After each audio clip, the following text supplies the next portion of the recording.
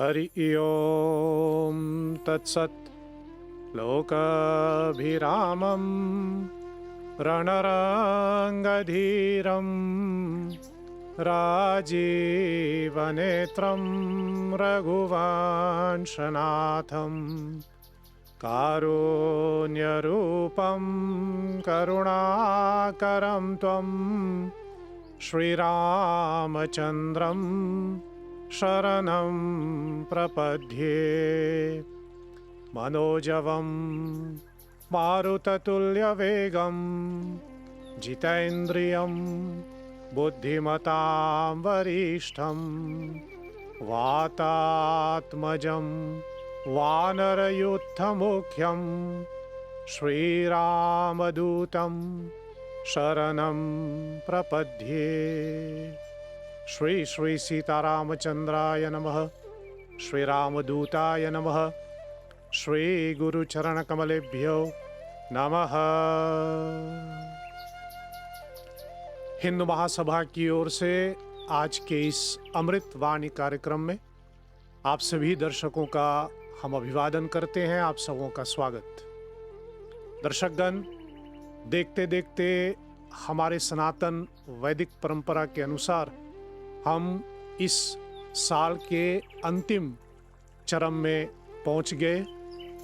साल का अंतिम महीना फाल्गुन का महीना चल रहे हैं और इसी फाल्गुन महीने के पश्चात तब चैत्र मास से हमारा नया साल, नया संवत आरंभ होते हैं। और जब हम फाल्गुन मास के अंतिम चरण में पहुंच जाते हैं तो स्वाभाविक है हम सभी के मन में आ जाते हैं कि फाल्गुन मास के अंत में फागोत्सव मनाया जाता है, जिसको हम अपनी बोली भाषा में होली उत्सव भी कहते हैं। इसको वसंत उत्सव और मदन उत्सव भी कहते हैं।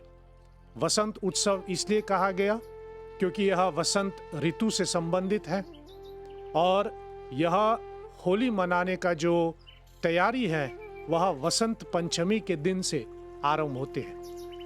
वसंत पंचमी के दिन भक्तगण अपने संगीत वाद्य की पूजा करते हुए ढोलक, झाल आदि की पूजा करके चौताल आदि प्रारंभ करते हैं। एक महीने से अधिक अवस्था में प्रतिदिन चौताल इत्यादि गा करके तब वसंत उत्सव के दिन यानी होली के दिन इसकी समापन करते हुए यह पर्व मनाया जाता। इसको मदन उत्सव इसलिए कहा गया क्योंकि मदन यानी कामदेव के भस्म के साथ भी इस पर्व को जोड़ा गया।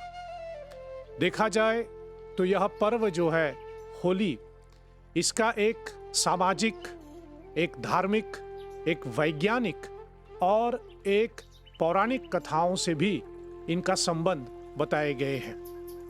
और होली पर्व मनाने से पूर्व हम लोग होलिका दहन करते हैं, जो इस साल के लिए यानी 2024 के लिए हम लोग होलिका दहन रविवार 24 मार्च को हम होलिका दहन कर रहे हैं। वैसे ज्योतिष शास्त्र के अनुसार जिस समय प्रदोष काल पूर्णिमा तिथि में व्याप्त है उसी समय होलिका दहन किया जाता है।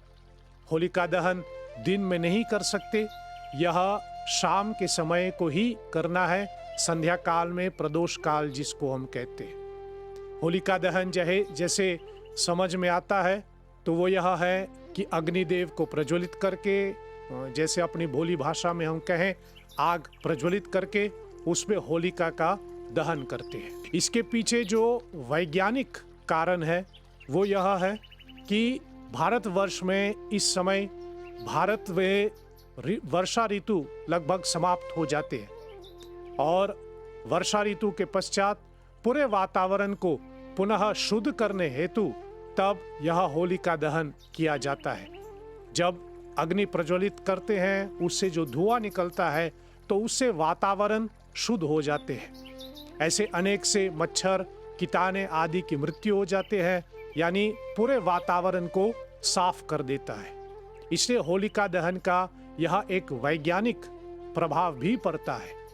और जहाँ तक सामाजिक प्रभाव की हम बात करें तो यह भी देखा गया कि खेती बाड़ी जो करते हैं उनका फसल लगभग तैयार हो गया, उसने फसल काट दिया, संक्रांति के दिन सब में बांट लिया।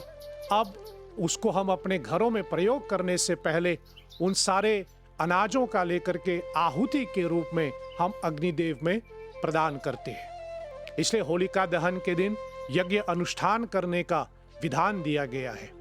नवयेष्टि यज्ञ संपन्न किया जाता है और उन अनाजों को आहुति के रूप में हम लोग प्रदान करते हैं। वैसे इसको हम होलिका दहन भी कहते हैं, नहीं तो होलिका दहन भी बोलते हैं।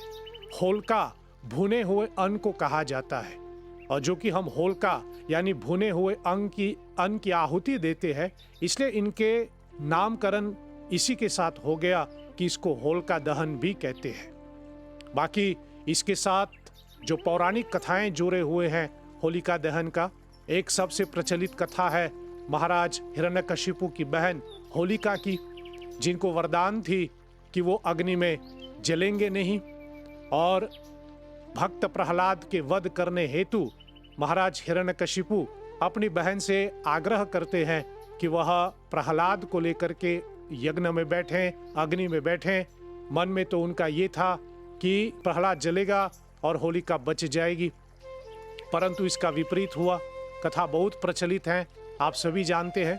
परंतु हमें इस कथा से या फिर इस घटना से हमें 3 चीजें हमेशा याद रखना है। सबसे पहले कि हमें जो वरदान प्राप्त हुआ है, और हमारे इस कली काल में, हमारे इस कलयुग में हमारा वरदान क्या है? हमारा वरदान है जो कुछ हमने अचीव किया हुआ है, हमारा अचीवमेंट्स।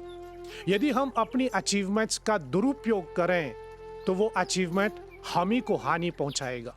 ठीक उसी प्रकार जिस प्रकार होलिका ने अपने वरदान का दुरुपयोग किया और हानि उन्हीं का हुआ।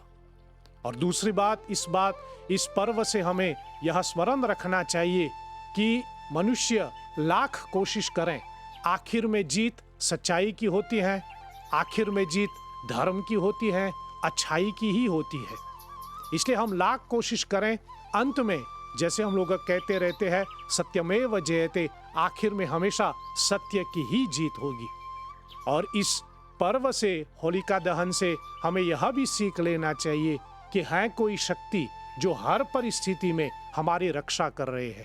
प्रहलाद की रक्षा पग पग पे परमात्मा ने किया, चाहे वह जब होलिका ने उनको लेकर के अग्नि में बैठा ही क्यों ना हो, वहां पर भी परमात्मा ने इनकी रक्षा की, भगवान ने रक्षा की।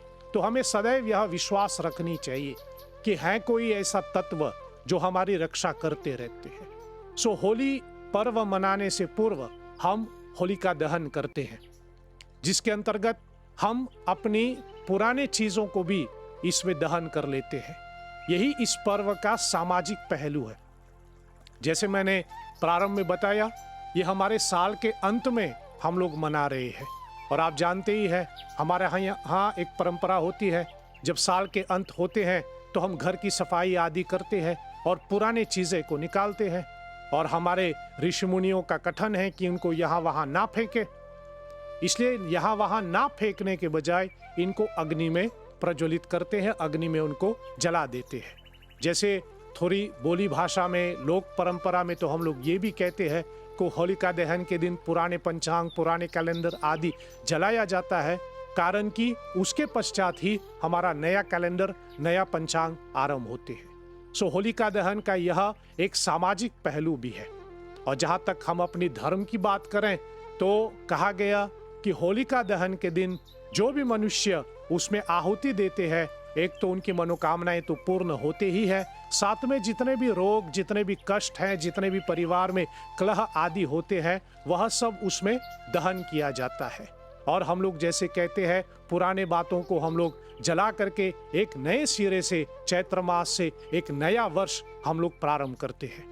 ये होलिका दहन का जो पर्व है, हमें उसी बात का संकेत करते हैं कि अब पुराने चीज़ों को, पुराने कलहों को, पुराने मनमुटाव को भस्म कर दो और एक नए ऊर्जा के साथ, एक नई एनर्जी के साथ नया साल में हम प्रवेश करें। सो होलिका दहन, उससे हम लोग होली पर्व मनाते हैं, यानी यूं कहें होली पर्व का ये एक पहला अंग भी है। वैसे होलिका दहन से पहले होलाष्टक आरंभ होते हैं, लेकिन होली पर्व मनाने के लिए, फागुत्सव पर्व मनाने के लिए उससे एक दिन पूर्व हम लोग होलिका दहन करते हैं। और एक बार फिर आपको स्मरण करा दूं, इस साल के लिए होलिका दहन जो है हम लोग 24 मार्च को हम लोग निभा रहे हैं। उसके पश्चात तब होली उत्सव हम लोग मनाते हैं। श्रोताओं, आपको यह स्मरण रखना चाहिए कि यह होलिका दहन जो है वो पूर्णिमा तिथि में किया जाता है, और पूर्णिमा तिथि 24 मार्च से शुरू होकर के 25 मार्च तक जाएगा, यानी 25 मार्च के दिन के 12 बजे के आसपास। इस कारण हेतु हमें इस साल होली जो है हमें 26 मार्च को मनाना चाहिए, यानी 26 को मनाना चाहिए मार्च महीने का। और होली जो है, इसमें सबसे पहला जो हमारे मन में आता है वो है रंगों का त्योहार। इसको रंगों का त्योहार इसलिए कहा गया क्योंकि हमारे जीवन में रंगों का बहुत ही ज्यादा प्रभाव होते हैं, और ये एक खास और हंसी मजाक का पर्व भी माना जाता है। और जब एक दूसरे के ऊपर हम लोग रंग लगाते हैं, कभी कभी रंग इतना हो जाते हैं कि एक दूसरे पहचानने में नहीं आते हैं। कहने का मतलब ये है कि यह पर्व, होली पर्व जो है, फागुत्सव, हमें यही संदेश देते हैं कि ले दे के हम सब एक समान होते हैं। यद्यपि हम सबों के बीच में अपना अपना डिफरेंसेस तो है ही, लेकिन कभी कभी ऐसा हमें समझ लेना चाहिए कि पर्वों के दिन, विशेष दिनों में हमें अपने अपने आपस की मनमुटाव को भूल करके एकजुट होकर के हमें एक साथ रहना चाहिए। और होली का जो पर्व है हमको यही सिखाते हैं। और होली के दिन जो हम लोग रंगों का त्योहार मानते हैं, पहले उन रंगों को भगवान को चढ़ाते हैं। भगवान को चढ़ाने के पश्चात, श्री हरि विष्णु को रंग लगाने के पश्चात, तब प्रसाद के रूप में हम सब में बांटते हैं। हिंदू महासभा की ओर से मैं आप सबों से विशेष रूप से यह निवेदन करूं कि आप कृपया होली मनाते समय इनके नियमों का, इनके पवित्रता का और इनके धार्मिकता को ध्यान में रखें। जब हम पर्वों को पवित्रता के साथ मनाएंगे तो ही हमें इन पर्वों का लाभ हमें प्राप्त होगा। चलिए, आज के इस कार्यक्रम को मैं विराम देता हूं। हिंदू महासभा की ओर से हम अपनी सभी दर्शकों को होली फागुत्सव की ढेर सारी शुभकामनाएं। आप सबों के जीवन में रंग बने रहें, सभी के जीवन रंगीन हो, इस प्रार्थना के साथ मैं मेरी वाणी को विराम देता हूं। आपके ध्यान के लिए कोटिशः धन्यवाद। ओम सत्यम शिवम सुंदरम। ओम शांति ही शांति ही शांति। ओम श्री श्री सीताराम चंद्रार्पणमस्तु। साधुवाद। जय श्री हरि।